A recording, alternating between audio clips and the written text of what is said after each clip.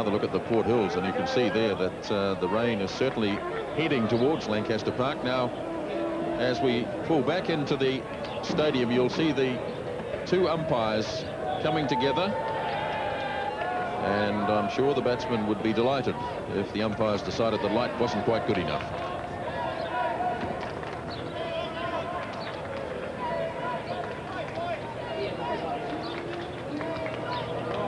And they've offered it to the batsman, and the batsmen, not surprisingly, have said, let's get out of here. So John Wright and Blair Hartland have survived a very difficult period. It's not necessarily the end of the day, I don't think, but it's closed in quite dramatically, and I'd be surprised if they came back. So there we are, 3 without loss. England bowled 2 and a bit overs. England scored 580 for 9 declared. And New Zealand, in reply, 3 without loss. Hartland is still yet to score, and John Wright has the only runs off the bat. So just 2 overs and 2 balls bowled before bad light once again stopped play, with New Zealand 3 without loss. John Wright has 2 of them. There's 1 leg by, and Blair Hartland in his first test match yet to make his first test run. 1 over and 2 balls from Phil de Freitas, and 1 over from Chris Lewis. 1 leg by in the New Zealand total at the moment of 3 without loss, and play has been delayed.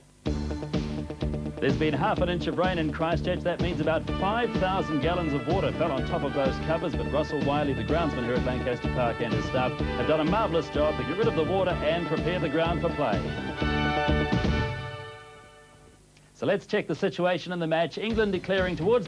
So Philip de Freitas, the first ball of the morning after a long delay, and a run straight away. So John Wright, 1 run. Philip de Freitas, the bowler, right arm over. Oh, an edge. It didn't quite carry. I wonder, I'm not so sure, you know. See if we can get it from this one. Yes, it did carry. So, Graham Gooch diving, and third slip to his right, unable to pick it up.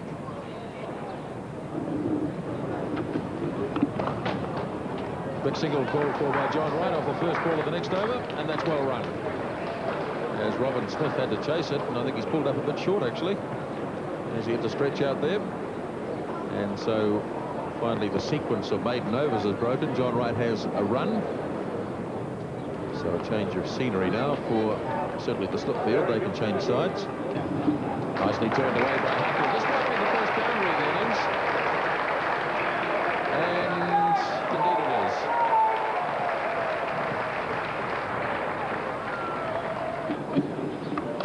One for John Wright to drive. Outfield a little bit slower today. And just the 2 runs for the New Zealand opening batsman. Hardly surprising the outfield is slower after all the rain we had.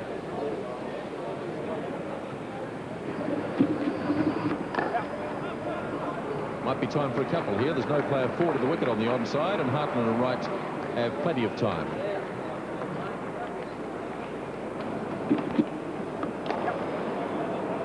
Here's another nice push by Hartland, and another chance for a couple of runs.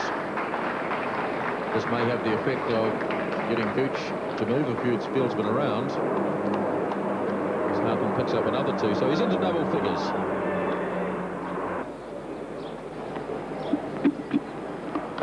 Driving, John Wright, good shot. This might run away for 4.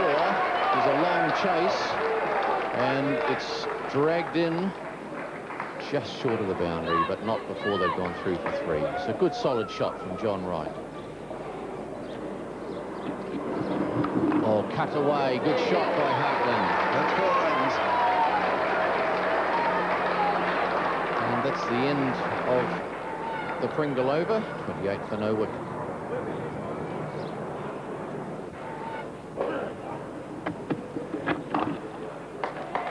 And Wright profiting, turning it with the ball, with the angle of delivery, away through mid-wicket for a couple of runs. A good shot.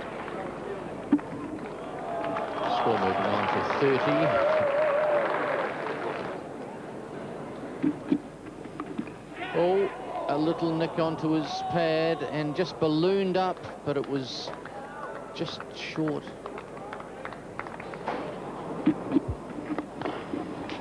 He takes toll of this one, which is pitched up on the leg side. Once again, the outfield is quite slow. And the New Zealand batsmen racing between the wickets have completed 3 runs. Lovely return by Philip de Freitas, but Hartland was home safely enough. And 3 runs for Wright. Well, he's certainly been economical, has de Freitas. None for 9. This is his 10th over. And Wright this time runs it away down towards third man. And John Wright is going to have his first boundary here. A controlled stroke. He was over the top of it, eased it away down through the gully, and 4 runs. Oh, a lovely shot from Wright. He got onto that one, wasted no time at all.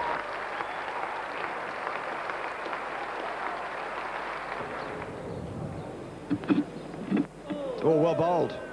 Well bowled. That was a good bouncer, and Hartland was caught in 2 minds. He didn't initially intend to go under it.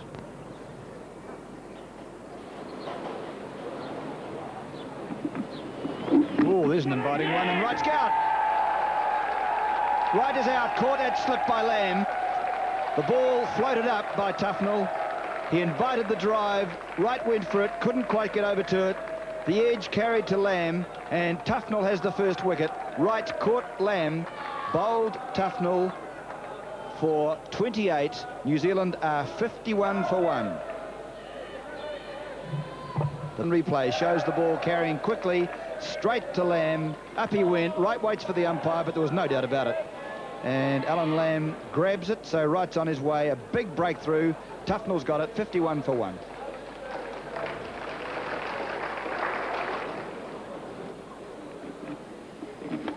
Cutting or trying to cut. We saw Blair Hartland do that when he got a couple of runs in the over that Tufnell had, I think, a couple of appeals against him.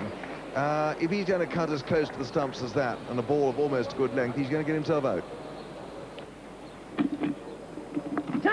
Oh, allowed appeal. He's out. Given out. Back pad. So the second New Zealand wicket is down. Philip Tufnell has struck again.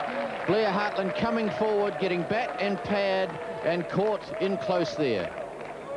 Yes, Robin Smith falling forward, took that one well. Blair Hartland pushing forward, pad then bat, and Robin Smith doing the rest in short on the offside. So New Zealand now in some trouble at 2 for 52.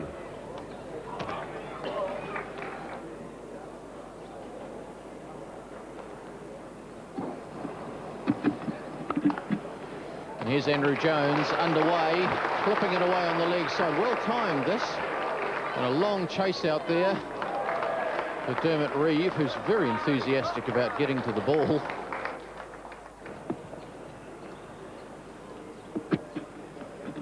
Ooh, well, it goes safely enough in the end, but he does look unnerved about the whole thing. And it's a sign of a man out of form.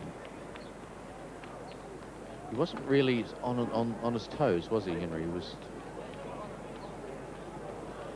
It looks, the whole thing looks rather a mystery as far as Great Batch is concerned. But he's a man of great determination, immense concentration, and he'll be the man to get out still. Yes, he certainly won't flag it away. And here's his first run. He's off the mark, looking for 2, and they'll come back safely enough. So Mark Greatbatch underway.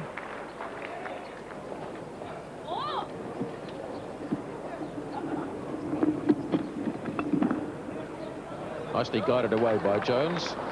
Chase for Graham Hick, and a couple of runs for Andrew Jones, although Greatbatch turned and almost, as you can see, went back for the 3rd. Very fast for a big man, Mark Greatbatch, and he was keen for the 3rd, but Jones had settled in his mind on 2. Well, that's a nice stroke. Big chase here for de Freitas. Now they should be able to run 3 this time. Again, the ball pulling up. Whereas yesterday it would have made it out to the boundary. It's 3 runs today. Another lovely throw from de Freitas. But Jones starting well since the break.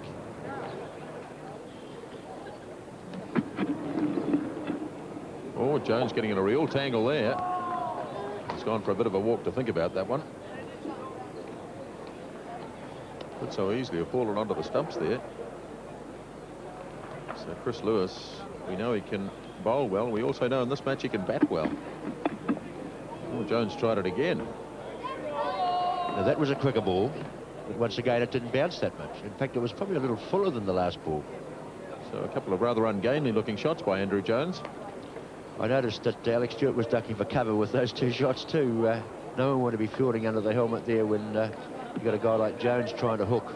He's on 71 for 2. Final session of the third day here at Lancaster Park. This time he works it away on the onside, and he'll settle for just the 1 run. Well, he certainly doesn't look as though he's going to bat next, Martin Crowe, so one would assume that it would be Shane Thompson next. No, he's not padded up. And Thompson is padded up, so maybe Shane Thompson next.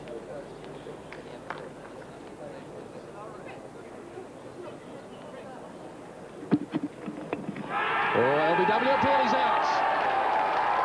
Lewis has Jones. That's an important breakthrough for the Englishman. Jones out for 16, and New Zealand 73 for 3. And John, that was a pretty easy decision for the umpire. Yes, that looked very out, didn't it? It kept a little bit low. He probably a little further up than maybe Andrew Jones expected. It hurried on, as I say, kept a little low, and there was no question about it. Andrew Jones out, and a real blow for New Zealand. Jones played around the crease line and pitched in line, and that was the end result. So Andrew Jones departs with New Zealand 73 for 3.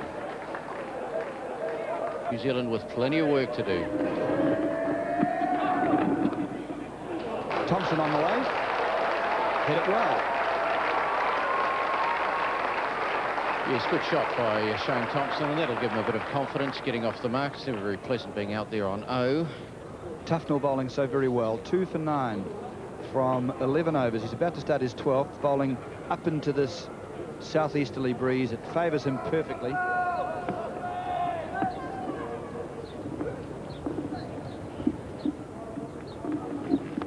Wide ball, well hit by Great Patch, a bit of air, but through to the boundary for 4. I don't think Tufnell will be too disappointed by that. If that's what Great Patch is going to do, as a spinner, I've got a chance. He's a very interesting bowler. There it is again, and Great Patch goes for it once more. That's a much better shot than Mark Great Patch. Well, there's no doubt about that. That's convincing.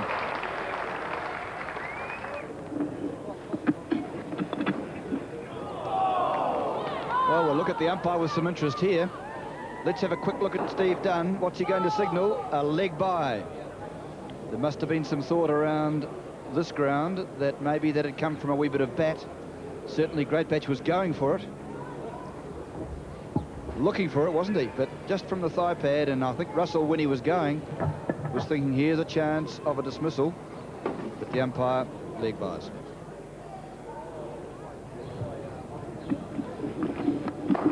Great Patch is going to be 4 lucky. My word, it just dropped short, didn't it?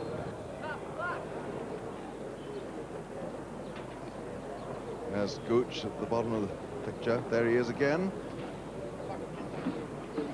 And he's gone. He's been caught there. Been picked up by Stewart at short leg. Great Patch leaning forward. And Tufnell, as always seemed likely, had the last word. He's picked up his 3rd wicket. And New Zealand now really in a fairly desperate situation. They're 87 for 4. Yes, the replay there, just a little bit of drift, a little bit of turn, Henry, that time. Yes, it's the first time I think the turn has caused the undoing of a batsman. Anyway, the score now 87 for 4. And the new batsman, there he is, DIPAK Patel, who's playing in this game as an all-rounder, bowled 46 overs of off-spin, 2 for 132. And now he's here because of this. One turning onto the left-handed Great Patch. Stewart taking the catch with all confidence there at short leg. Yes, if you notice there, the bat just got out in front of the pad, didn't it? And that's a little bit of movement. Tufnell now to Patel. Well, there was a bit of bat, bit of pad. It bounced, I think, just before going to Smith's left hand there at Silly Point. The pressure really is on now, my goodness me. Oh well, Patel's underway there. He's going to get a couple. It's a long chase for Chris Lewis, who's got a lovely, typically lithe throw from those who herald from the West Indies. So it's the end of the over. New Zealand 89 for 4. This has probably been a very good season for Patel, and of course it all comes together when you get into the test arena here now, and he'll be hoping to carry on with that form, Henry. Well, his confidence is high. Here's Lewis. Oh my goodness me. He might have been a high wire artist there. No ball, Bob, has taken off like that in the whole course of the match so far. The only thing, Tufnell, that Thompson has in his favour is with 3 men round the bat, there are gaps into which he can push the ball for the odd single.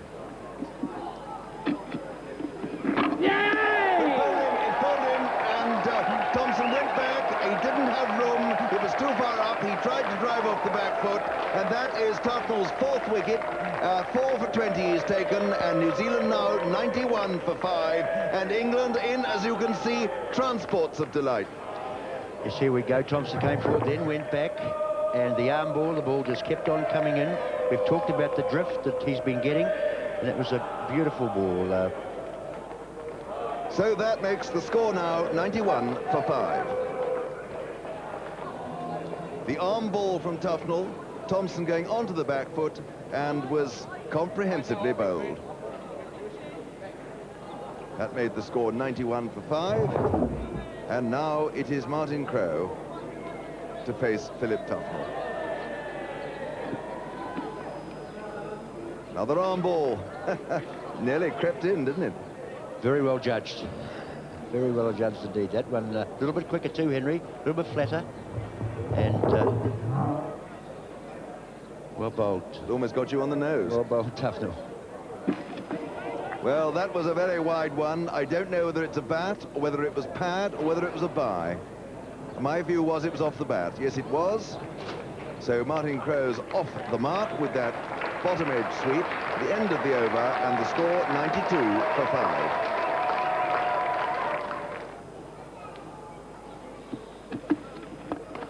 That's a lovely shot by Crowe. Whipping it away, backward a square leg.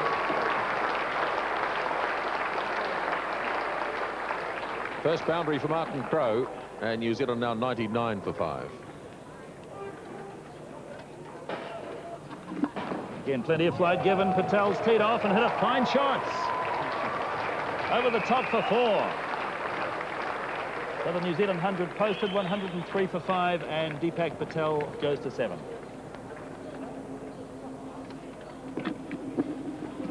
He's gone again. It's going to be 4 more. First bounce. Well, that one nearly hit us, Peter.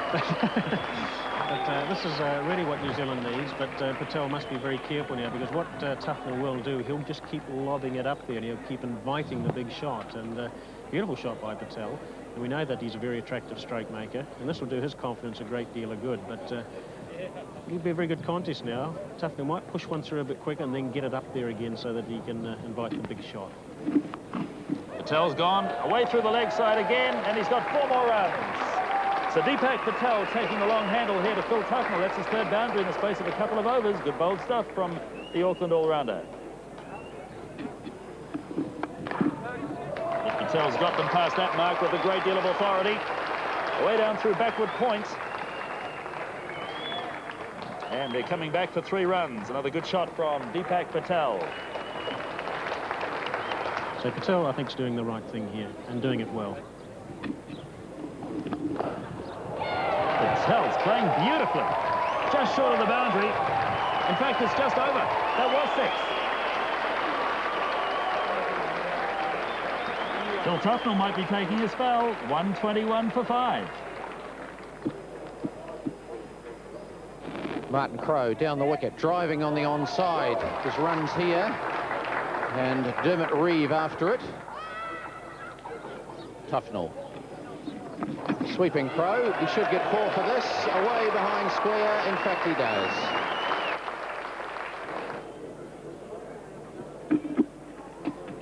Oh, that's an awkward one from Pringle. Yes, it looks as if Crowe was hit on that sore hand, doesn't it, Grant? And that obviously hurt Crowe, the way he pulled the hand off the bat.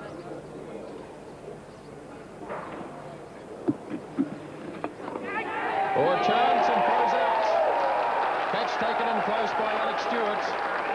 Pringle gets the wicket, and Martin Crowe departs. Well, one wonders just how much that hit on the hand had an effect in that dismissal, but Crowe only came half forward. The ball climbed on him just a little bit, and bat on ball, and the man short did the rest. A blow that New Zealand really couldn't afford to have happen at this time of the evening.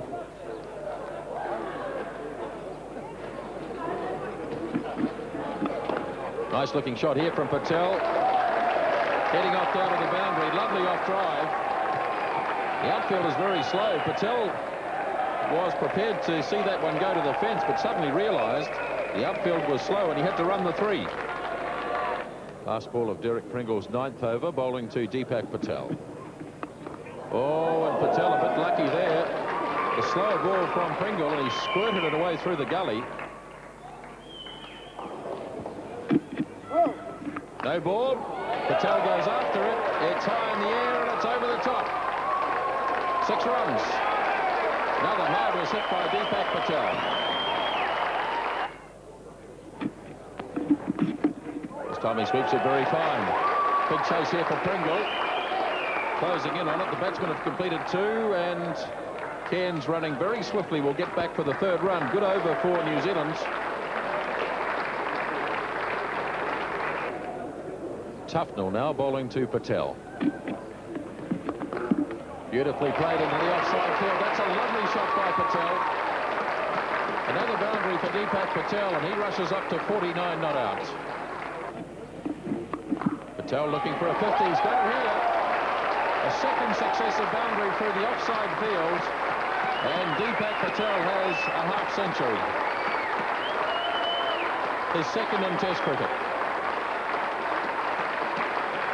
And he certainly turned the innings around a little bit in New Zealand's favour. Last over of the day now, Pringle bowling. Oh, Cairns wants the single, has to scurry back. I think there might have been a run there too, Bob. Yes, the run was on, but at this time of the day, silly singles aren't on. And I think Patel did the right thing, sending Cairns back, but Cairns just stumbled there for a moment, but he got back safely. But nothing silly at this time of the day, Grant.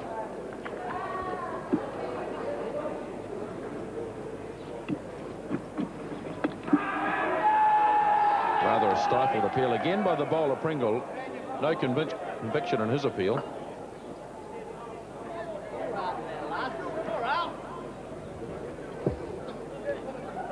Well, Cairns was a fair way forward. I think that's probably what saved him, and I sometimes wonder if umpires like giving them out in the last over, Grant.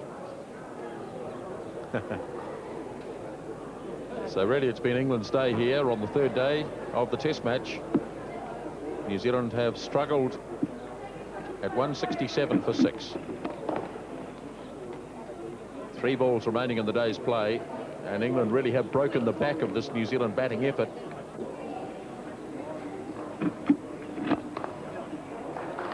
That's a nice confident stroke played by Cairns. The field is all very close, and Cairns will have time for 2 runs to take him now to 3, and New Zealand up to 169 for the loss of 6. In Christchurch.